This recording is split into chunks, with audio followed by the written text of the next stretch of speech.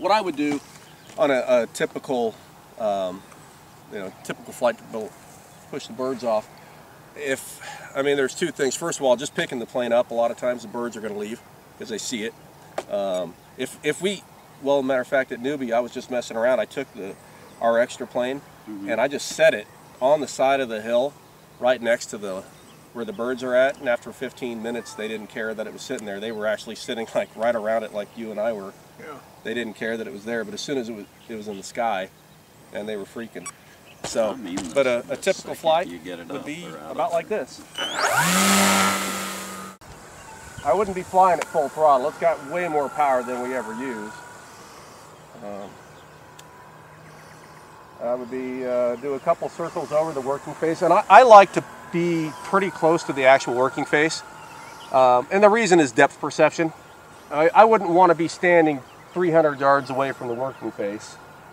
So right now I would have the birds gone. I would probably, like I said, I would do some S-turns usually to kind of, let's say, herd the birds that direction. I do a circle or two, kind of aggressive. And at that point, I shut her down, I come back home. And I usually come back home pretty quick. And right now, I am gliding, but I'm putting a lot of downstick in it just to make it cut through the sky. And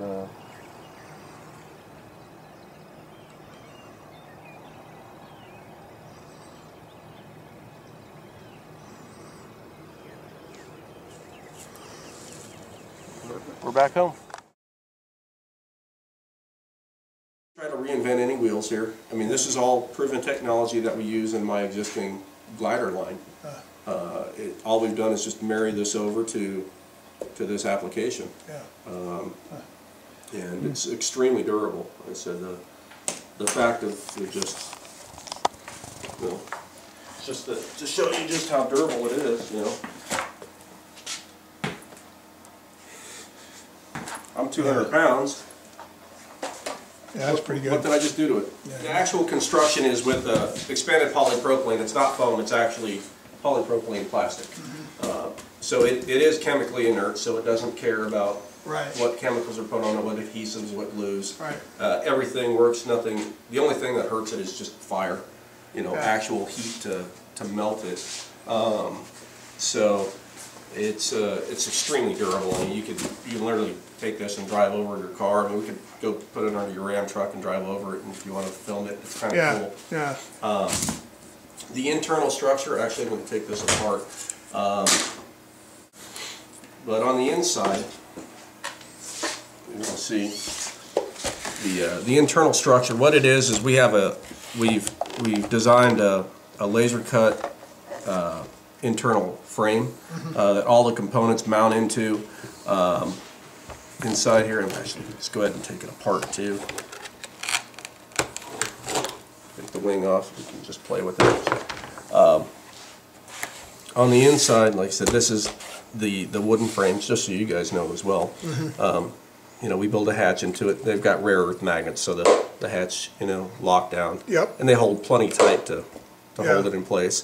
But we use, the actual components, and these are just off-the-shelf hobby components, but we're using what John would use the term Cadillac grade. We're using the upper line stuff. There's no reason in this application to use any of the lesser expensive stuff, the cheap stuff. And the rubber bands, they make for the not so perfect landings. If you had to pop it off, see what it does.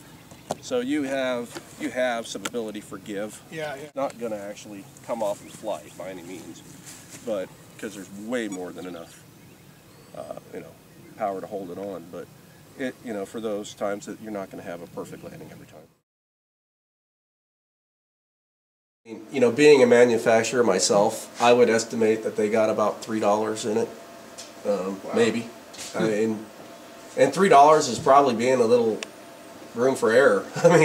It's extremely, yeah. It's actually, it's just, it's this exact thickness of just. It's a different density too. Yeah, Remember, yeah. it's not as dense as this. Yeah, this is a little bit more dense. This is actually one of the wingtips before they get covered, but it's this thickness of material, and there is no, the way it's designed, there is no internal structure. It's just 4 pieces that glue together to create its box. You can literally take that airplane when we put it together. You can take it from nose to tail and almost turn it halfway around, and then it's so light it won't fly in. It won't fly in probably a 7. It won't fly to 10. Yeah. 10 will push it around. Where these will fly in 30 comfortably. Yeah. And most people don't realize what an actual 30-mile-an-hour wind is. It's That's pretty good. Yeah, and these will I blow understand through that. 30. We were taking just regular model airplanes and just diving them at them, and like I said, it irritated them for a second. They'd kind of hop up and land right back down. And after you do that 2 or 3 times, they didn't even care that you dove down at them. We take the Eagle. Eagle gets 15 feet from our hand. 1,000 birds gone.